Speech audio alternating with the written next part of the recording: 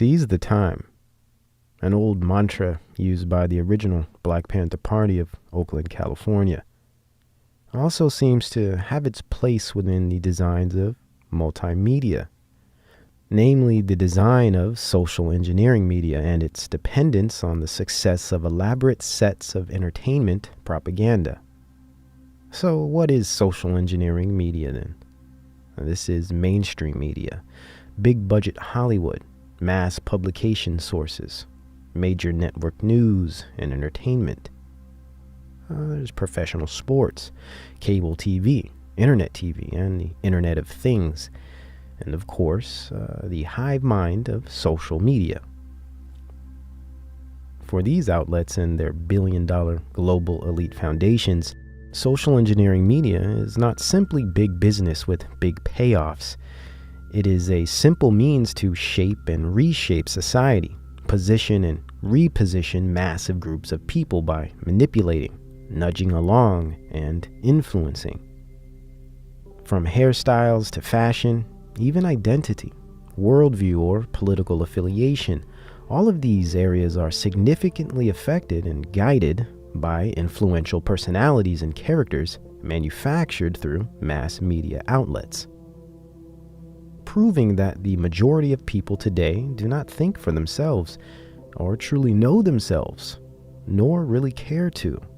Most of us just want to be force-fed how to be, what to pursue, what to support, and what to oppose.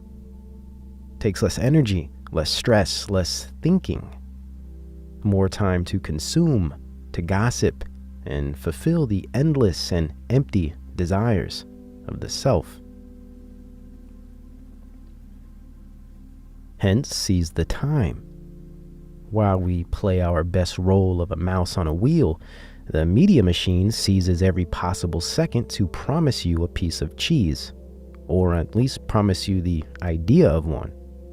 And this is where imagination and the use of fantasy comes into play.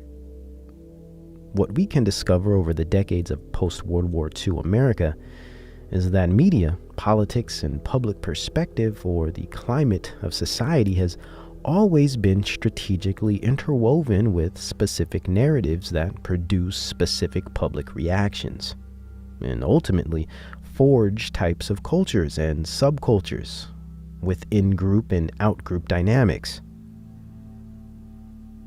We can see an example of this in Hollywood and its systematic use of socio-ethnic propaganda. Like during the Cold War of the 80s, we always got scary Russians in the movies.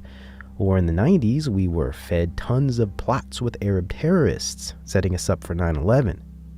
Or how today we always seem to get a spotlit token homosexual, anti-Christian sentiments, or desperate neoliberal scenarios in anything and everything you watch. Depending on the time or season, mass media outlets are geared to seize the moments at hand, spin them, and create a fitting piece of propaganda entertainment that matches the direction approved by the media elite and global think tanks. This is also why we find top executives of all media networks and publications on the board of the CFR, Council on Foreign Relations, further describing the fraternal relationship between mass media and state-designed and funded social engineering, and more importantly, in terms of our current direction in 2018, global engineering.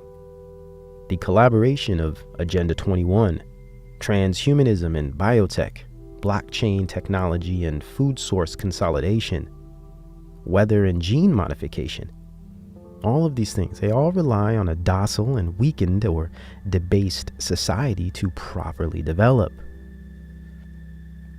This is where the mass media takes up its role, the social engineering arm that will perfectly steer populations in the proper direction and produce the fitting cultures to maintain a secular technocracy, a direction set to fashion the global state system. And nothing controls people in their life in general more than their culture, so they control its production and capitalize on its influence and mass public acquiescence. Where did you think pop culture came from? What has seemed to bridge the gap between all ethnic cultures through globalization? Popular culture. Interestingly, no other population on Earth has had a bigger influence on popular culture than the so-called African American. Deeply spiritual by nature, talented and unique, African Americans have been the center of popular culture since it became a recognized concept. In fact, so-called blacks were the foundation of America's first original contribution to the world theater. This came directly out of America's first mass media performance art, blackface, of the early mid-19th century. This is found at greatest depth by the work of Eric Lott, who powerfully outlines the social relations of racial production at the beginning of blackface minstrelsy of 1820 to about 1840, highlighting the creation of a mainstream blackness as an American commodity. Yes, blackness as an American commodity, pre-Emancipation Proclamation. Blackface, though not technically a creation of black people, but inspired by, was the first prolonged featured appearance of black culture on the American stage, or any stage for that matter. Since these minstrel groups very quickly began to travel by boat on world tours, bringing this American blackness to the far stretches of the earth. What is important to mention here is that this misconception of blackness and farcical demonstration of a culture has lasted to present day and has continued to be used as not only empty entertainment, but a social engineering media source that literally creates real-life, tangible culture in response. According to James V. Hatch of the book Inside the Minstrel Mask, he states, first, that the stereotypes begun in the antebellum minstrelsy continued to flourish down through the 19th and 20th centuries. And second, that among the major carriers of these stereotyped images were later forms of popular entertainment, both live and recorded, that borrowed elements from the evolving blackface minstrel show. Among them, vaudeville, burlesque, the revue, and later, film, radio, and of course, television. Basically, what Hatch is saying here, and as a historical note, what we know today as American entertainment, from Hollywood to the music industry, came directly from the backfields of the antebellum era, gleaned and processed folk, song, and dance taken directly from the so-called black population. Hatch would go on to make a very important point when he stated, popular entertainments have great power. They tell us what is on the minds of ordinary people at any given moment, their concerns and biases and anxieties, and, in turn, refine them and restate them in a palatable, easily understood way. Hence, skillfully crafted and engineered mass media entertainment for the steering of the public perspective. For instance, we could assess a few specific stereotypical archetypes directly out of the blackface theater that still comprise a very large part of African American roles in film and genre projects over time. These archetypes have only emphasized weak, foolish, and moreover negative, exaggerated attributes and behaviors. There is the black buck, the zip coon, and the fiery sapphire. These characters represented themselves as the massive Hulk-like black man, sometimes a symbol of sexuality, other times of fear and violence, but always unintelligent and childish. Or the flashy dressing, quick talking, and moronic zip coon, overzealous and foolish. This is the stereotype the pimp was directly designed after. Lastly, the sapphire, or typical angry black woman stereotype. Lippy and obnoxious, or sensual and manipulative. She would knock you out if you said the wrong thing. This type of character was pretty much the only role available for many black women in Hollywood for some time, and still lingers to this very day.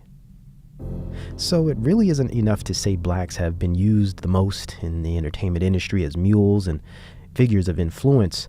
To be precise, so-called blackness and blackface comedy was the first authentically American form of mass entertainment to exist. Is it any surprise why we see no difference today?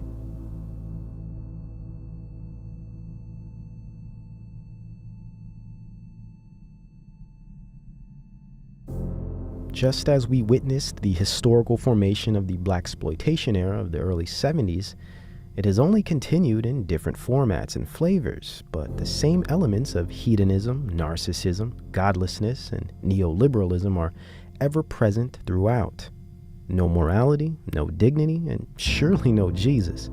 And it is the very nature of this type of entertainment, the debasement and hedonistic influence it has on its audience, that keeps it in heavy rotation and mass production over the generations.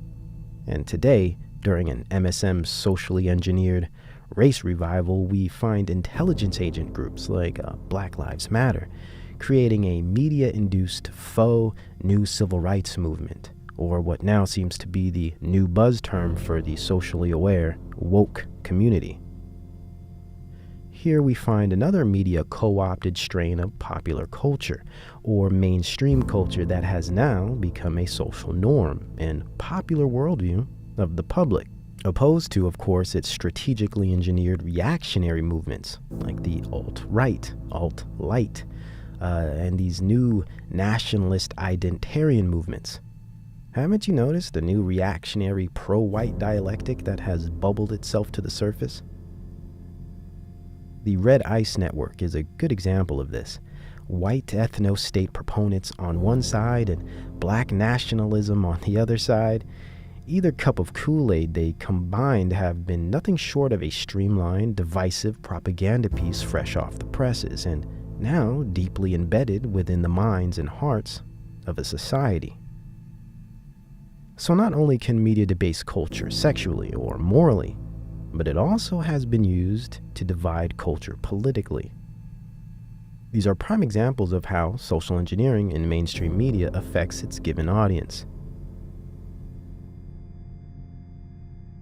Struggle of the races, man's inhumanity to man, yet through it all, the shining hope of a new brotherhood, see?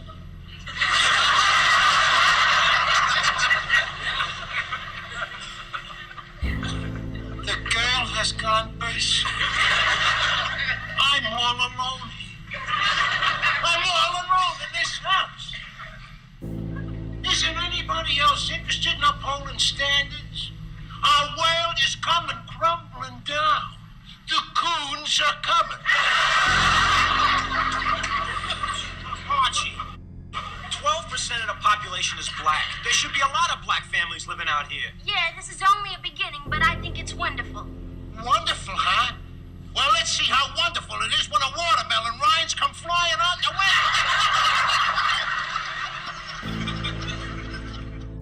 window. Now, though the alt-right might immaturely whine and moan about new identity politics films like Black Panther, the neo-left will foolishly scream and rave about its significance and importance for the uplifting of black people. Yet, indeed, this allegedly uplifting and ego-stroking film is blaxploitation just the same. Even when ignoring the fact that it is a project of the global elite and property of Disney, we can still notice the false pride and magical thinking it produces in its audiences. Since when is it productive to run to Disney-produced fiction films based on comic books for children to glean self-worth, ethnic pride, or identity? What's worse is it's even being sold this way. Not as an exciting fictional action film, but a historical moment for all black people across the globe to learn from. As if Hollywood representation will help assist in the much-needed reform of multi-generational social engineering and cultural debasement. Sure. Just as negative behaviors can be exploited, so can perceived positive behaviors, like pride. And pride cometh before a fall. Or could it all be some dark joke esoterically saying the only chance Black America has at redemption is within a fantasy. It's an idea of fiction. When one realizes that true redemption can only be achieved through Christ, true understanding, true knowledge can only be found through God, well, it would only make sense that a key part of social engineering is to convince you otherwise, or just distract the world from making this discovery. Whether it's gratuitous sex and violence, aliens in outer space, fantasy, and the bottomless pits of the imagination, anything to keep you from the truth, anything to keep you following their lead, consuming their propaganda, shaping your identity in the process, and shaping your worldview around it. Though many might not want to admit it, the vast majority of us get our knowledge, identities, ambitions and fears, and overall points of view from mainstream media. Yes, most people today are a walking and talking super salad of a life raised on propaganda films, trashy pop music, engineered network news, decades of TV programming, smut and pornography, elite-approved pop literature and textbooks in education, mass publication magazines, Facebook, Instagram, Tumblr, Twitter, and so on. The most gripping aspect of all of this brutally true reality is that every single one of these sources are controlled by a centralized organization of families, foundations, and think tanks. Think about it. Oh, but this is a great day for Black America. Finally, Hollywood turns the tables, people say. Like we all just totally forgot about the blockbuster work of Black superhero Spawn. Not to mention the infamous series of Black superhero Blade. Oh, but those films didn't play into the identity politics propaganda of 2018, I guess. But please proceed. Run to the Disney Corporation for ethnic esteem. As if the powers that should not be would have any interest in your best interests. The whole idea of even thinking corporate media or corporate anything has a consumer's well-being in mind is beyond naive at this point. The world is much more than a business, Mr. Beale. It's a factory. How about we add on with this idea? In such a progressive and socially aware day and age, we see an end to all the negative and stereotypical skeletons of America's closeted past, especially those of minstrelsy and the blaxploitation era. I mean, these eras represent the lowest points for Black people. If the media elite truly had the social development of Black people in mind, surely they would put an end to this type of lowly and negative representation that has been so generationally typical, right? But sure enough, and right in line with all that which is required of social engineering media, the debasement of culture, not development of culture, Sony Pictures has recently beat out Warner Brothers Group to remake the groundbreaking or culture-breaking film Superfly. Right when one thinks this neoliberal social justice warrior mainstream media takes a vow to end Black oppression and expose its persecutors, it rolls out a remake of arguably the worst film that ever happened to the Black population. And for whatever steps forward one wants to believe this whole Black Panther, Black Lives Matter, don't shoot, I can't breathe, me too, we too, hashtag revolution in your pocket has taken, well, I suggest you take all them steps back slowly and with your hands behind your head. Because as expected, and in tandem, back they are bringing the old Zip Coons and Bucks and Sapphires and blackface characters to the big screen. Must we really equate the lifestyle of drugs, sex, and violence to blackness once again? Well, according to history, it has been no other way. Hence our endless examples of modern-day 21st century minstrelsy entertainment. So it only makes sense that the MSM would release the remake of this culture-debasing film Superfly, right in the center of such a politically and racially charged period. Reviving and re-educating the so-called black, as well as all the others who are in the audience, reliving the nightmare, a new indoctrination of an old form of propaganda media. See, social engineering is cyclical, a set series of ebbs and flows, tragedy and laughter.